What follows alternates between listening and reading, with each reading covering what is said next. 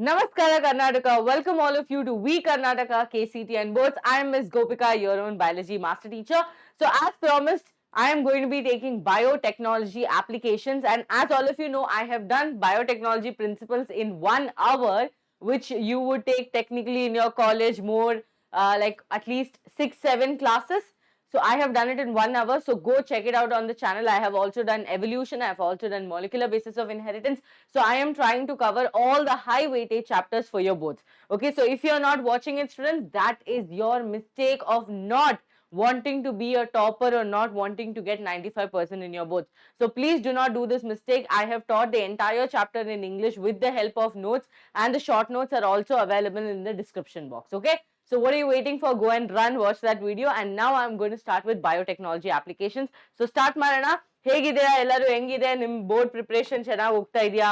So let us know that in the comments, and we are also doing viral papers and a lot of question practice on this channel. All you have to do is subscribe to the channel and also like this video. Okay. So let's start, students. Biotechnology applications. Now please do understand that whatever we studied in principles, no, recombinant DNA technology, bioprocessing, genetic engineering, where do we actually use it? Okay, that is what you're going to study in this chapter. Okay, so I'm not going to go into the detail like how I teach for the NEET students, but I'm also going to make sure that you understand, and you also, I will tell you from where the questions have been repeated in the past years. Okay, so biotechnology has many applications such as biopharmaceutics, therapeutics, diagnostic, genetically modified crops, genetically modified organisms, processed foods, bioremediation, waste treatment, energy production. So if you see technically, biotechnology is everywhere, right? It is there in medical field, it is there in your pharmaceuticals as they tell, it is there in your antibiotics, enzyme making, vaccine making, waste treatment. So biotechnology is everywhere where we can mix biology and technology together, right? So this is what is happening. Now look here, students, biotechnology has 3 critical research areas, okay? What are the 3 critical research areas? Providing the best catalyst in the form of improved organism, usually a microbe or enzyme. So the first critical area that they have to deal with is to provide the best catalyst. Now what is a catalyst? Something that will increase the rate of reaction. You have studied this in chemistry, no? So catalyst. Second thing, creating optimal condition. It is very important that throughout the genetic engineering process, we will be able to give a sterile condition, just like I mentioned for all of you in biotechnology principles, alva. So we should make sure that we provide a sterile condition and also a proper environment for the entire process to happen, which is a very critical part, okay? Because it's not necessary that everything goes as planned, okay? If a small slight change in something also can affect the process. Now, downstream processing, as I told you, now let's say Chintu Mintu wants to sell a medicine or wants to sell an enzyme or wants to, they have found a vaccine. Now Chintu Mintu cannot go on the road and tell that please buy this vaccine, it will cure this, it will cure this. It has to go through a purification, it has to go through a proper process of clinical testings, right? I have already taught you that downstreaming. So proper clinical testings we have to do, proper, you know, research has to go into it, proper separation, purification technique has to go into it. So that all these we together call it under downstreaming processing. So Chintu Mintu cannot go on road and start selling something. It's not possible.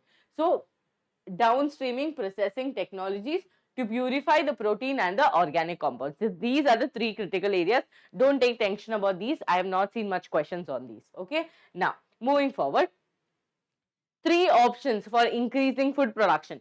So they can ask you a question as a very general question, like how do we increase the resources according to the growing population? Now, what do they expect out of you? They expect that you write about the genetically modified crops.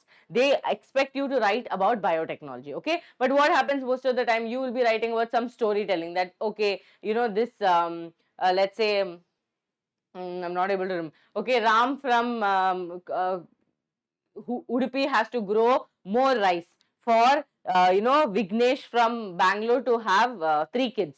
That is not how it works, right? As population is increasing, farmers cannot keep increasing the crop. So what we have to do, we have to again bring in technology, right? So here students see agrochemical based agriculture. It is uses fertilizers, pesticides, expensive and causes environmental pollution. So because see, obviously if I want to increase the production, let me think as a farmer. All of you think as a farmer.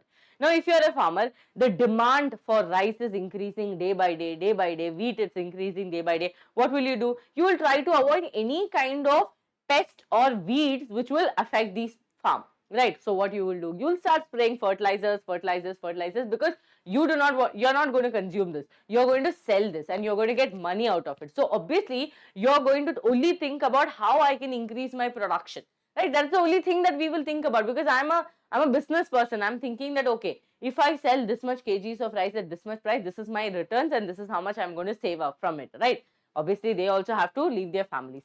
Now, the problem with it, you are continuously increasing the fertilizer over and over again. Okay, the entire process is continuously increasing. Now, automatically with this, what happens, students? The soil fertility also will decrease. Yes, and the chemicals that is involved in the food will increase.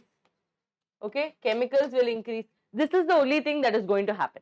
Soil fertility will decrease and chemicals will keep increasing, and our health issues also will increase according to that. Now, look here, genetically engineered crop-based agriculture, it uses genetically modified crops.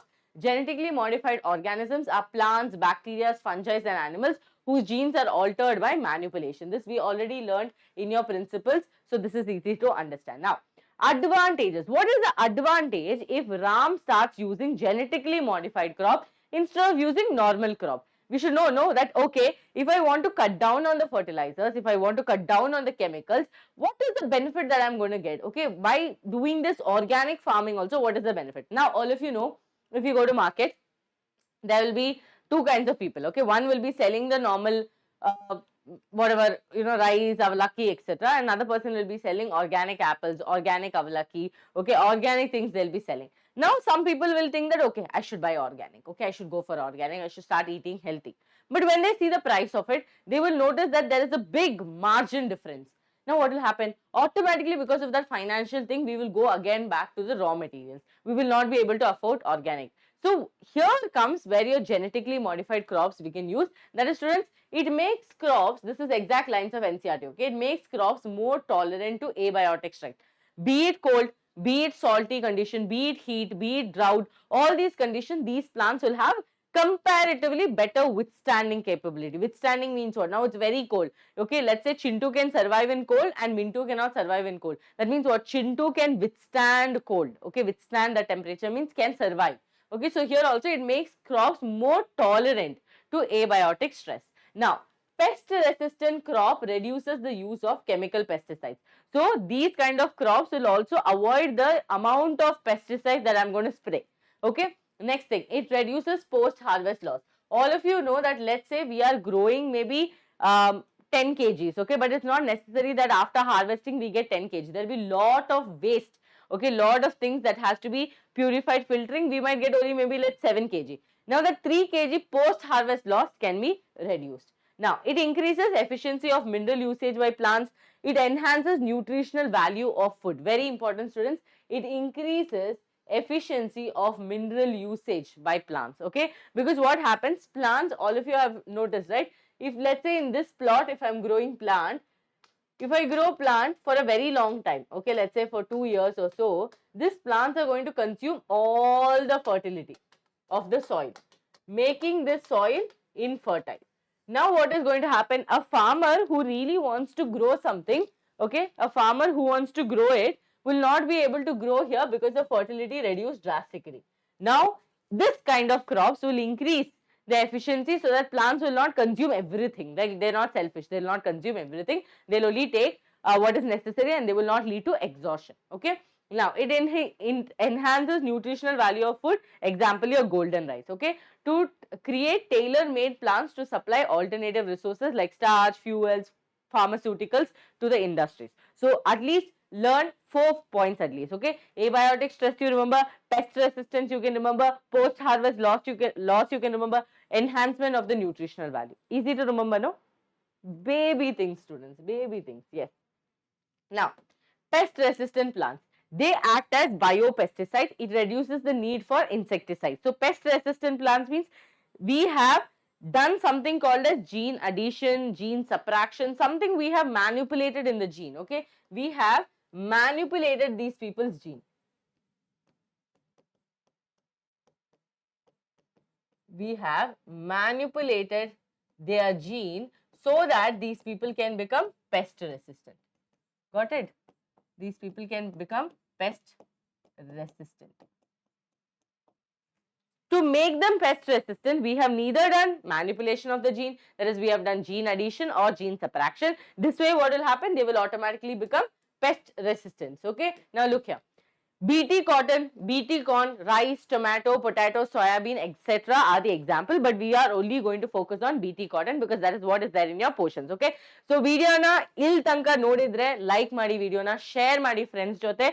Okay, because you should never keep the knowledge for yourself. You should always share the knowledge. When you share the knowledge, you also get the blessings of that, right? Okay, do not be selfish, because being selfish will not fetch you anything. All you have to do is you share it with your friends. You tell that, see, I saw this ma'am's class, I actually understood the chapter in 1 hour. Why don't you also check it out? They'll be more than happy that you saved their 7-8 hours of reading the chapter, then going through the notes and coming back and then writing, because here I'm telling you which are the questions that is going to come. I'm also going to tell you that what you have to focus on. So I'm making your work more easier, right? So you should never be selfish, okay?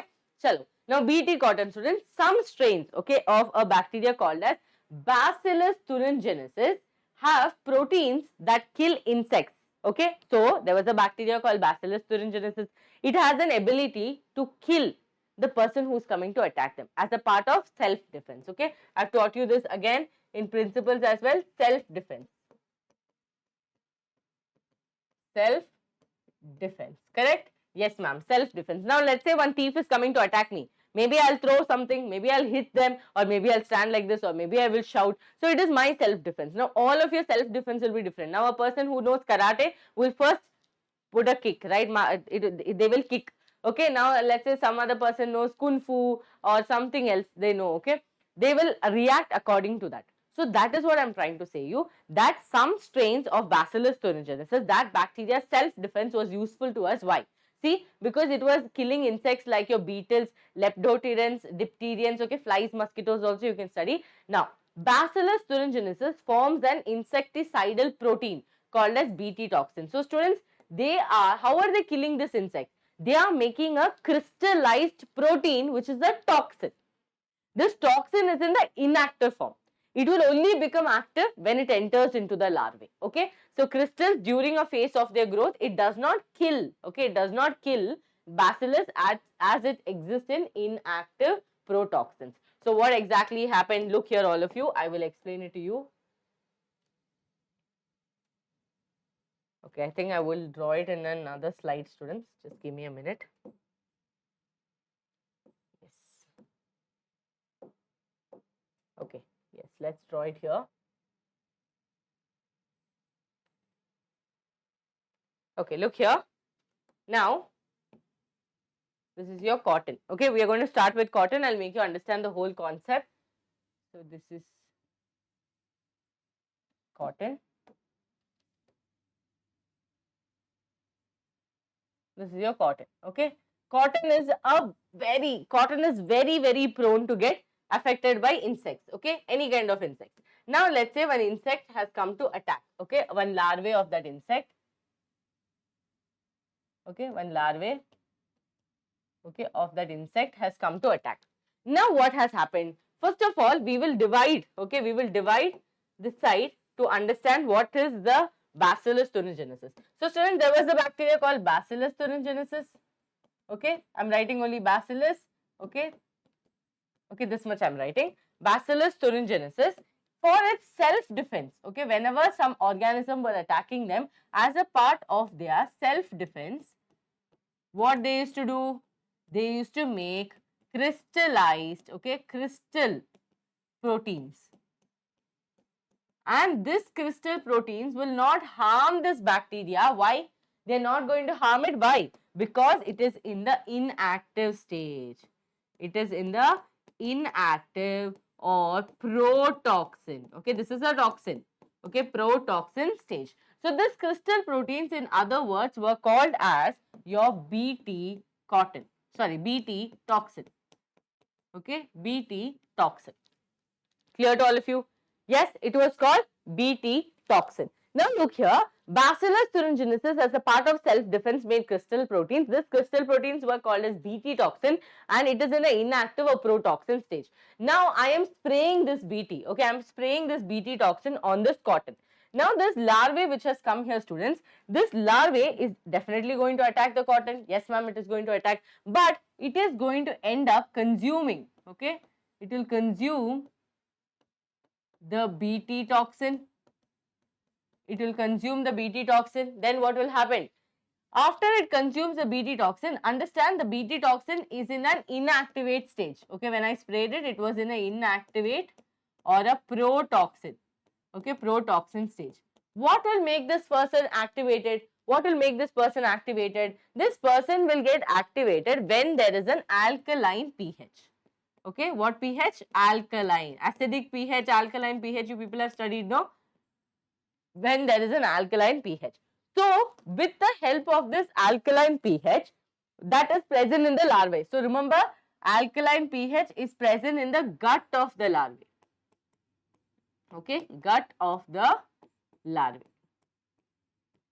So, in the gut, this alkaline pH is there. So, automatically, your Bt toxin will get activated. Okay, Bt toxin will get activated. Now, if Bt toxin get activated, what is it going to do on the larvae? It will start making pores on the larvae. Okay, it will start making pores on the gut of the larvae.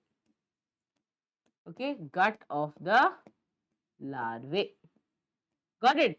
Now, students, when they make pores, what will happen? When pores are there, whatever is the inside will start getting inside and it will lead to lysis, or we can tell death. Okay, we call it lysis or we will say death.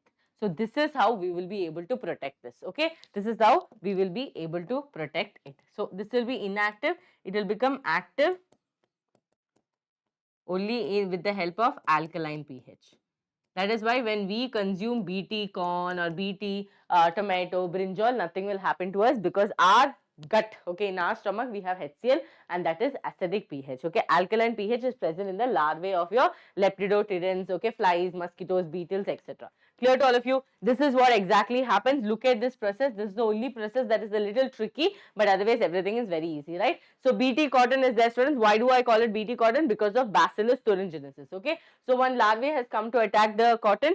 That larvae will consume the Bt toxin, but it will be in an inactive form.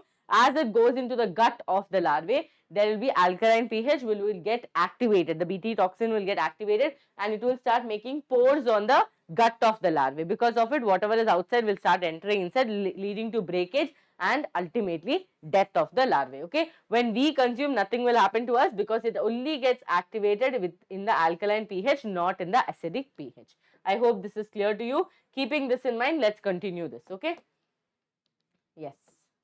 Okay, now when an insect ingests the toxin, it becomes active due to the alkaline pH.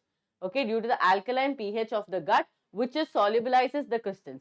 Toxin binds to surface of the midgut epithelial cells, creating pores. Okay, don't need to learn all that. Just learn creating pores. Okay, students, if you want to follow me, you can follow me on this Telegram, Biology by Gopika. You will get all the zoology as well as handwritten notes from my side. Okay, and also you will get some motivation and also all the updation about all the competitive exams. Okay, so do not forget to join me on Telegram, and if you are on Instagram, you can join me by Gopika Biology. So see you there. Okay, yes, it causes cell swelling because whatever is inside has gone in, like whatever is outside has gone inside. It will lead to lysis and it will ultimately lead to the death of the insect. Bt toxin genes were isolated from Bacillus thuringiensis and incorporated into crop plants such as cotton.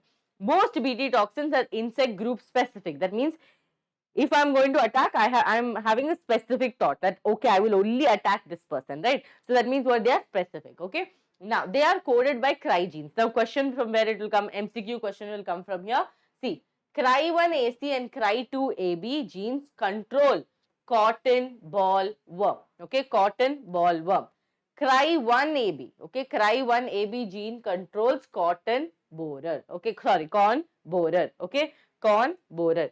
So here Cry1AB, you have to learn this. Cry1AB corn borer, Cry1AC and Cry2AB will be for your cotton bollworm. Okay, cotton bollworm. A for ball, B for, sorry, A for apple, B for ball. Remember like this, A for apple, again C.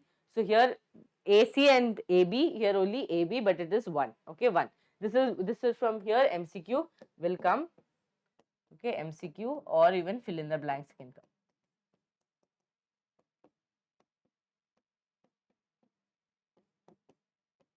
Okay, both can come. Got it? Done. Moving forward. Now, next is students. So, understood now how we made pest resistant plant. There we did what? We added something, that is Bt toxin. Okay, one gene addition is happening, or we are making pest resistant plant. Okay, pest resistant gene addition hasn't come yet. Now, nematode resistance in tobacco plant. All of you know it is given a nematode called Melidogyne incognita infests the root of tobacco plant. So, what happens, students? All of you know tobacco plant is very important for our economy as well. Okay, so this is the root of the tobacco plant. Okay, this is the root of your tobacco plant. Now this root, what people started noticing it, it started getting some knot. Okay, it started seeing some knots. This disease was called as the root knot disease. What is disease? Root knot disease. Why was this disease happening? Because of a nematode. The nematode name was Melidogyne incognita. Okay, Melidogyne incognita. Now, because of the knot in the root, obviously the entire plant is going to wilt. So, this was becoming a problem.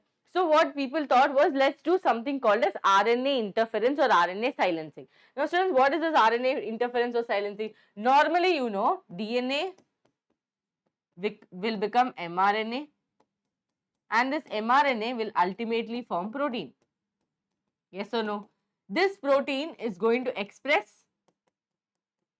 and make the necessary changes. Now, they were like, let's do one thing. Let's make sure that this thing does not happen. That means, what is this? According to your central dogma, DNA to RNA is called as transcription, RNA to protein is called translation. They were like, let's stop this step right here. Let's stop the steps right here so that it will not form protein, and obviously it will not express itself, so that we can avoid this disease causing. We can avoid this disease. So we have to make ultimately 2 stops. One stop here and one stop here. For these 2 stops, they took a technology, or they thought about one thing which is called as RNA silencing. RNA silencing or RNAi, that is RNA interference. Got it? So, with this 2 technique, they were like, let's do something called as RNA silencing. Now, look here, students. It can be prevented by RNA interference or RNAi strategy. RNAi is a method of cellular defense. Now, how did they come, ma'am? Randomly, they told that RNAi let's use. No. RNAi already exists in our eukaryotic organism as a part of cellular defense. That means, when the gene is not ready to work, it will stop. It will do something called as gene regulation. So, as a part of it, our body also does it. So, it prevents translation of a specific mRNA due to the complementary dsRNA. Now, here what you need to remember as an MCQ could come is your double-stranded RNA. MCQ question can come, double-stranded RNA. So, how do I do this? I am doing RNA silencing by using a double-stranded RNA. Double-stranded RNA. You have always heard single-stranded RNA. Have you heard double-stranded RNA? No, right? So, here you're talking about double-stranded RNA. So, the source of this complementary RNA is from an infection by an RNA virus or by a mobile genetic elements called transposon. That means, from where am I getting this double-stranded RNA? I'm neither taking it from an RNA virus or infection by an RNA virus, or with the help of mobile genetic elements called transposon that will replicate via an RNA intermediate. Now, we isolate the nematode specific gene DNA. It is introduced into the host plant using agrobacterium, that is a plasmid agrobacterium vector. It produces both sense and antisense. Now, students, double-stranded RNA means what? One strand and another strand. One will be sense, one will be antisense. Okay, one will be sense and one will be antisense. So, the isolate, it is introduced into the host plant using agrobacterium. Yes, and it produces both sense and antisense RNA in the host cells. These RNAs are complementary. Obviously, these 2 strands will be complementary. You know, double-stranded means what? In DNA also you have studied. They both are complementary to each other. So, they form a double-stranded RNA. It initiates RNA interference and the specific mRNA of the nematode. So understood? Simple, yes or no? So here what is happening? I'm bringing the slide here. Okay.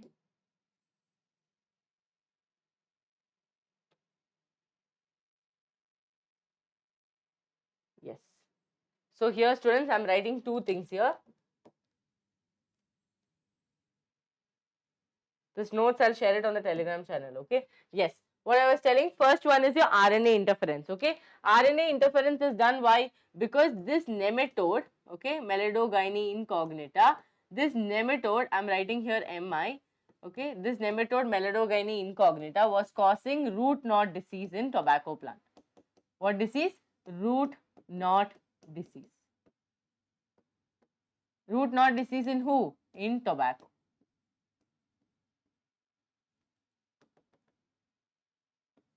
Okay, in tobacco plant. To avoid this, what we could do? We could take one step which is called as, we could do something called as RNAi. Now to do RNAi, what is the complete technology? As I told you, we take DNA, we convert it to mRNA, but mRNA will become protein. That is when the problem starts. Translation will happen. When protein happens, it is going to express and it is going to cause the disease. So what we decided was, let's stop this process at this step and let's also stop it here so that this expression will not happen. To do this, I will require something called as a dsRNA, where the double strand, one strand is going to be sense and one is going to be antisense. Okay, are you all understanding? Like the video if you're all understanding. So, I am going to take a double-stranded RNA which is going to have one strand which is sense and one strand which is antisense. But from where did I take this double-stranded RNA? The source I took it was from an RNA virus. Okay, infection by an RNA virus. And second one, I took it with the help of a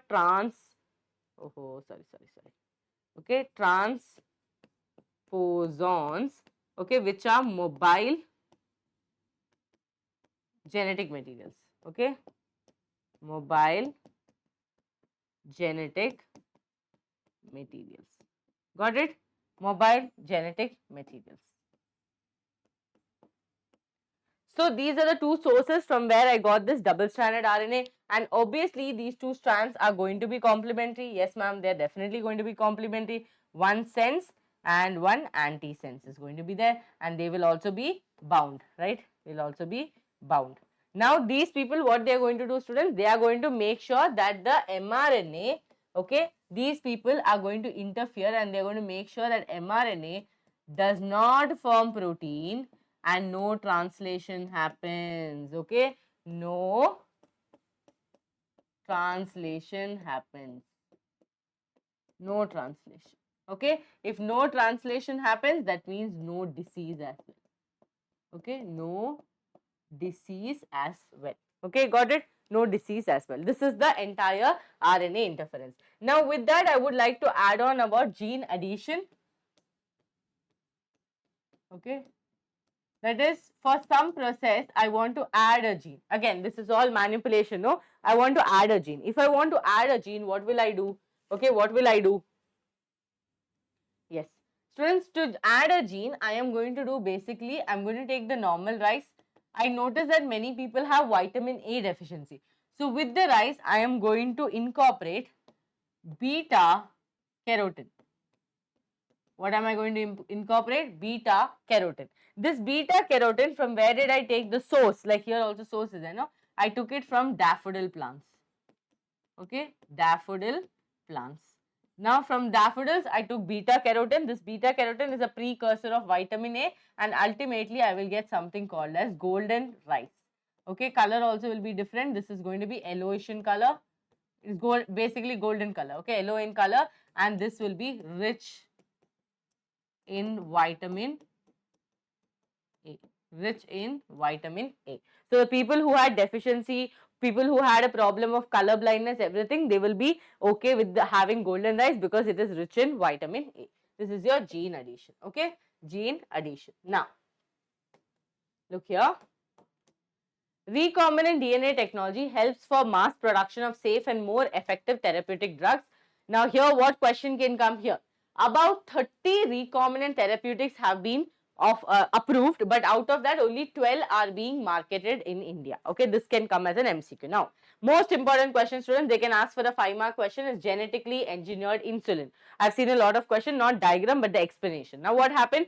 I will just tell you an entire story of it. So here, what was happening is, students, if you look here, there are 3 chains. Okay, A chain is there, B chain is there, and C chain is there. If I draw a very simple diagram, a small chain is your A chain, a big chain is your B chain. These are both combined with the help of a disulfide bond. 2 sulfides, okay? Disulfide bonds. Now to keep them again in place, there is one more chain which is called the C chain. To connect them, we have a C chain. Now if you look at it, you will see 3 chains, no? Which are the 3 chains? Ma'am, one A I can see, one B I can see, and obviously I can see one C chain. Now when they were trying to make this Humulin, okay, they were like, first, see, I cannot give insulin as a tablet. Why? Because insulin is a peptide hormone. It is a protein hormone. It will get digested in my stomach, right? Because of that, I cannot give tablets. Then what should I do? I should do something called as injectables. I have to inject it into a person's body. For that, I have to make insulin. But I have to make synthetic one, because first time when people started making insulin with cattle, pigs and everything, they noticed that people are starting to get allergic to it. So it is not safe to use it. Then the company called as Eli Lilly company, okay, listen to me carefully. In 1983, Eli Lilly company, an American company, prepared 2 DNA sequence. Now, see students, A is there, B is there, C is there. Now, what was the main problem that people were facing while making this insulin was that they are not able to assemble it. A is there, B is there, disulfide bond is there, C chain is there. They're not able to assemble this C chain. Full problem, okay? Like how we do this blocks, no, we're not able to arrange the blocks. Then people kept thinking, then they realized that this whole structure is only present in a proactive stage. That means in a inactive stage. This A chain, B chain and C chain is present in a proactive stage. Then this Eli Lilly company was like, okay, why do we need to take tension? In the active stage, let's only have A and B chain.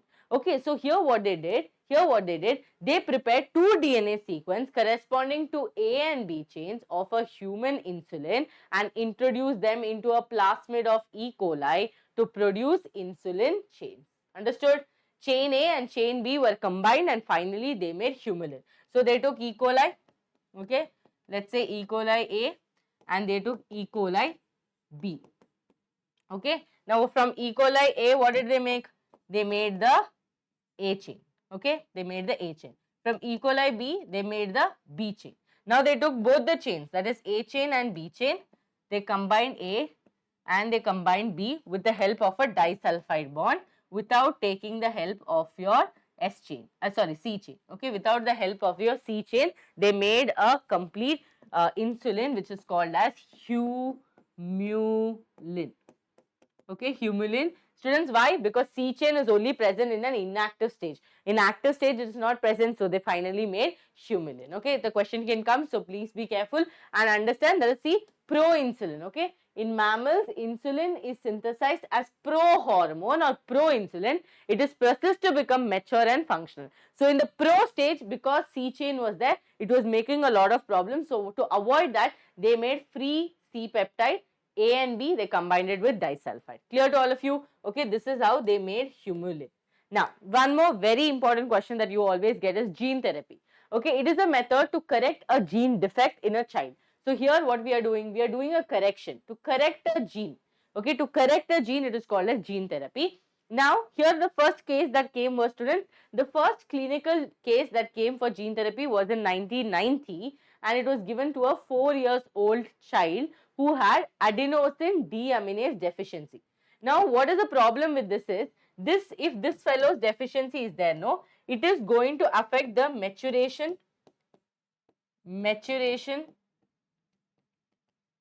and differentiation.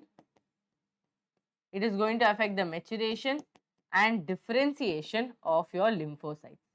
And what do lymphocytes do? Your T cells and B cells, they are going to help with the immunity, right? So this person will have something called as SCID, severe combined immunodeficiency. Okay, this caused due to the deletion of a gene of adenosine deaminase. One gene got deleted which was helping with the immunity. So this child had what? Severe combined immunodeficiency. Okay, now people were like, okay, let's do one thing, let's have some treatment for this. Okay, so this child had SCID. Okay, this child had SCID. What is SCID full form? Okay, severe combined immunodeficiency. Okay, immunodeficiency. Okay, deficiency. Now, doctors was like, okay, let's do one thing. The first step I'm going to give you is that the person can do a bone marrow transplantation. Okay, bone marrow transplantation or enzyme replacement therapy. Okay, that means injecting ADA into the child's body. But these are not completely curative because all these processes at one point will get exhausted because what is naturally in our body and what is artificially given to our body is very different. So, if you do bone marrow, if you do enzyme replacement also, it's not a complete cure. But what can be a complete cure? Adding that gene or correcting that gene. But also students, we have to correct this gene. We have to correct this gene at an embryonic stage, at a very early stage. So, look here, gene therapy for a ADA deficiency, collect lymphocytes from the patient's blood and grow it in a culture, introduce a functional ADA cDNA into the lymphocytes.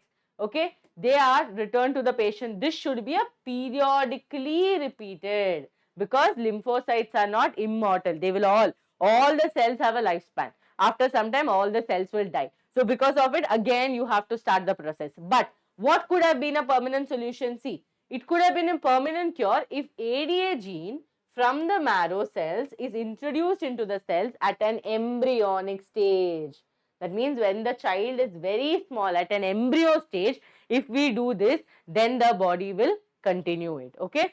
So, if we want a permanent solution for gene therapy, that is where we correct the gene, it has to be done at the embryonic stage. Okay. Now, what questions can come from this? They can ask you the full form of ADA, adenosine deaminase. Okay. It will cause immune deficiency. That means now all of us have immunity. Now something happens to us. Let's say some allergy happens. We are ready to fight against this. But imagine immunity is not there because this gene got deleted. For that, you can do temporary cures like bone marrow or enzyme therapy. But for a permanent solution, you have to add this ADA gene at an embryonic stage. Clear to all of you? Now, molecular diagnosis. Conventional method. So, normally students, whenever we doubt that we have a problem, what will we do? We'll go give our serum or we will go give our urine. With the urine test, they will get to know if you primarily have some problem or they'll take the blood.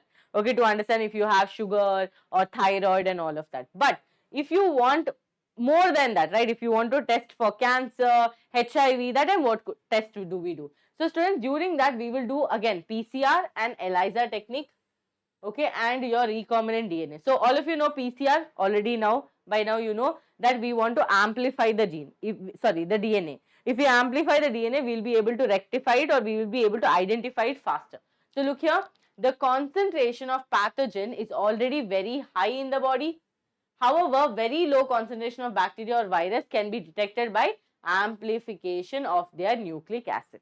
Okay, so why do we use PCR? To detect HIV, to detect gene mutation in suspected cancer patient, to identify many genetic disorders. So, during all the stage, we can use PCR because normally by urine or blood or serum, if we are able to identify a disease, that means the amount of pathogen in our body is already high. But in cases like where we are not able to identify, then we can do PCR to amplify it and then identify it. Okay. Now, a single-stranded DNA or RNA tagged with radioactive molecule probe is hybridized to its complementary DNA. Students, what is this? This is autoradiography. That is, let's say GAATTC. This is one strand. To this strand, I am going to add a radioactive substance who is going to be complementary to this. Now, you know C will bind with who? Your Gopika ma'am's class. Okay, C. So, here T.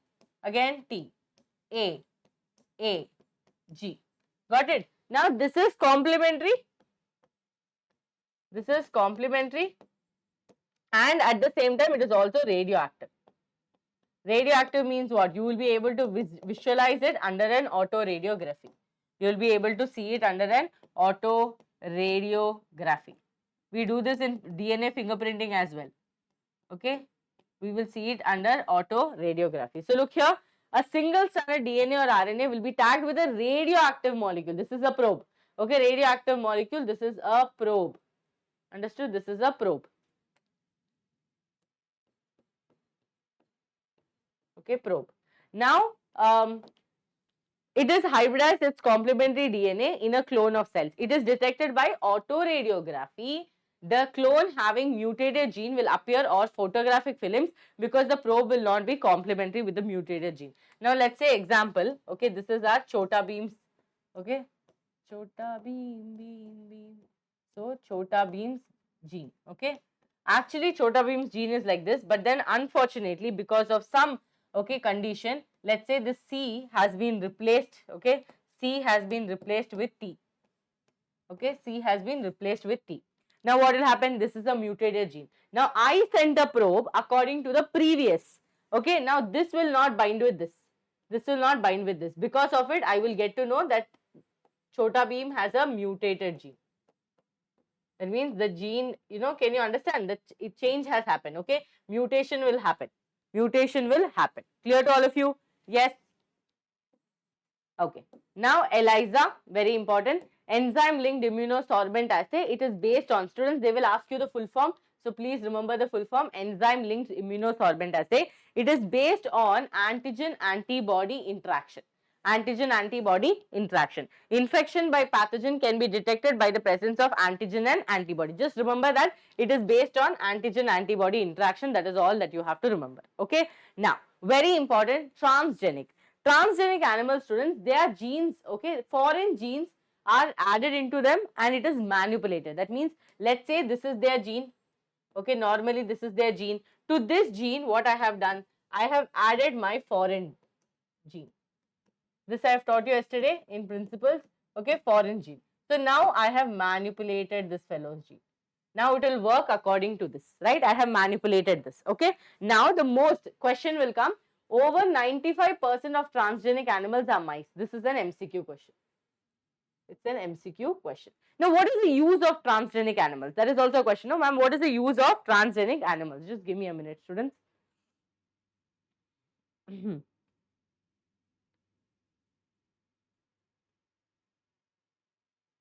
Have you all subscribed to the channel? Take 2 minutes and subscribe to the channel.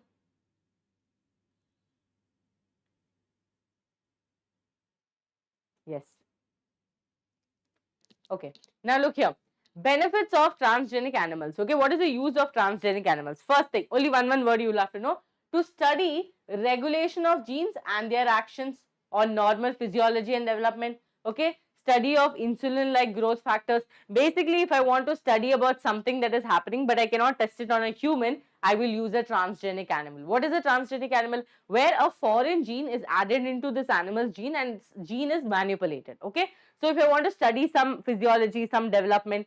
Second thing, to study the contribution of genes in the development of a disease. Okay. Of disease, and to understand if there is any new treatments that I can do. Example, Alzheimer's, okay, memory loss, rheumatoid arthritis, okay, and cystic fibrosis, cancer, such kind of diseases, I will be able to test it on a transgenic animals to understand that, okay, if I give this medicine, will it cure something? I cannot test everything on a human. No, a patient is the cancer patient. I cannot test it on a cancer patient. I will first test it in a transgenic animal, see the reaction, observe it, then only test it on a human. Okay. Then biological products, students, that is, all of you know that if we make some product, biological product, that also we test it on animals. Before, if you see this talcum powders and some creams and all, they used to write tested on animals. But then suddenly government told that you're not supposed to test cosmetic items and such things on animals. So they removed that, not tested on animals. You will notice in that, you know, cream boxes, just go check your lotion and all, it will be written not tested on animals. Okay. Now, they are used to treat diseases, okay, to check diseases like your emphysema, which is caused because of continuous smoking, phenylketonuria, okay, phenylketonuria, again cystic fibrosis. Now, very important, students, there is a human protein which is called as alpha-1 antitrypsin, which is used for to treat emphysema. For this, we will be using the help of a transgenic animal, especially a sheep. Okay, we will take the help of a sheep to actually get this enzyme, that is protein, sorry, alpha-1 antitrypsin. Now, students, next most important question that can come is, in 1997, Rosie, the first transgenic cow, produced human protein enriched milk. Okay, it produced human protein enriched milk, that is around 2.24 grams per liter. It contains human alpha, very important, human alpha lacta albumin. Okay, that means basically normal milk is there. Okay, normal milk is there. That one has less nutritional value. But with this, by manipulating Rosie, that is a cow. Okay, by manipulating Rosie's gene, what we got? We added to that alpha lactalbumin, which is more nutritional. Okay, which is more nutritional, and it was given to kids. Okay, which was given to kids. Understood? So to make something more effective also, we can use transgenic animals. Then we can use it for vaccine safety testing and also chemical safety testing. Chemical safety testing only all these products used to come into. Okay, clear to all of you? Yes or no? Yes. Now, almost coming to the last topic. Okay, don't take tension, everything we will be able to understand. All you have to do is trust the process, understand really well, right? Yes. Okay, I hope still now you people have studied everything and you understood everything. Okay, if you want revision of anything, please let me know in the comment as well. I'll be definitely taking it up. Okay, so as we were telling, okay, I hope all of you understood so far. We are going to continue from here. That is problems of unpredictable results. Genetic modification may cause unpredictable results as well. Okay, Indian government has set up organizations like GEAC again. MCQ, full form can come, or 1 mark question can come. What is the full form? Genetic Engineering Approval Committee. That means I told you that if Chintu Mintu wants to do something with genetics, it is not possible that everything will become a success. Some might become a success, some might not become a success. Okay, to make decisions about the validity. Okay, validity of GM, Gopika ma'am. Okay, validity of GM research and the safety of GM organisms for public services. You people are GM organisms. Biopiracy, students. Very important, they can give you as a definition. Okay, it is the use of bioresources by multinational companies and other organizations without proper, okay, bioresources. Who is using? Big multinational companies are using without proper authorization from the countries and people concerned. Now, let's say example, Chintu made something. Okay, and this one MNC has come and they started using it, they started selling it without asking Chintu. This is called biopiracy. That means without asking the person who found it out, you multinational companies are misusing it. That was a big problem, right? So from countries or people concerned, certain companies have got patents for the products and technologies that make the use of the genetic material. They even got the approval to go forward, and also that is under their name. They have got the patent. Okay, now here what happens, students? Example, basmati rice. All of you know we all have basmati rice on a daily basis. Basmati rice and some of the herbal medicines like your turmeric, neem, which were used by our ancestors, people started selling it abroad, telling that this is what we found. But it was not like that. They were actually mixing a tall variety with a dwarf variety, and they were finding a new, outcome out of it. So look here, basmati rice has a unique aroma and flavor. We all know when, our mom make pulav or biryani rice, we get that nice smell, no, that basmati rice smell. So that aroma and flavor. India has around 27 varieties of basmati. In 1997, an American company got the patent rights on basmati. How is that possible? Indian farmers have already sold basmati. These people have taken basmati and they mixed it with a dwarf variety. In principles of inheritance, you study, tall and dwarf. So patent rights on basmati rice throughout the US Patent and Trademark Office. So they got the rights. Okay, this allowed the company to sell a new variety of basmati rice, which was actually not a new variety. Why? Because they actually derived it from Indian farmers variety. Indian basmati was crossed with a semi-dwarf varieties to find this new one. So it is like, let's say I made halwa. Okay, I have patent on this. Okay, I am selling this also. Then an American company, okay, call this as I don't know some name, students have to think of a name. Okay, let's say American company call this as dessert. Okay, dessert. Same halwa, they started selling it as a patent. Let's say I made it with carrot. They made it with a semi-dough carrot variety, something like this. This is a very, okay. Now they also got patent, but is this right? No, because I found halwa first, so I should get the patent and I should get the trademark, and this company should not get it. For that, what did government do? Government passed a bill, that is Indian Parliament has cleared the second amendment of Indian Patent Bill, and that has considered patent terms, emergency provisions and research and development initiatives, so that people do not, take some other person's, brand ideas, some other person's ideas and make trademarks out of it and start selling it, because that is a crime, right? Let's say I have done something, someone in America knows that I have done something, but then they changed a small thing about it and they started selling it. So this way what happens, students, lot of what is that, problems can come, especially when it comes to money, right? People start earning money even though they're not having the patentship or they do not have the trademark for it. Actually it belongs to someone else. Okay, so this is your entire biotechnology applications. As you can see here, we have studied everything. Now I have also told you from where MCQs can come, where questions can come. I will also be doing a complete questions for biology for all of you. Before that, I want all of you to take one moment and subscribe to the channel and also share it with your friends, because very less people support, Karnataka students. Why? Because they think that, oh, they will not support the channel. Everything is taken at a risk, right? We have started this channel at a risk, thinking that all of you will support, but as we go further, we feel that some of you are supporting, some of you are not, some of you are very hesitant, some are watching the videos but not subscribing to the channel.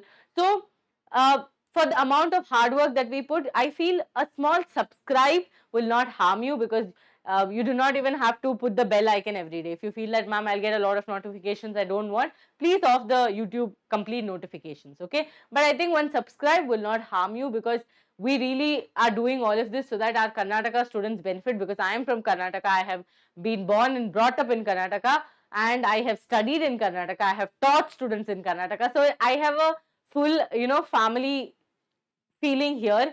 So I would love to, help my students as much as possible. Okay, so that is why we want to do this. So see you all in next class. I hope all of you enjoy. Bega video na like ಮಾಡಿ, share ಮಾಡಿ friends ಜೊತೆ, and see you all in next class, and let me know in the comments which chapter you want next.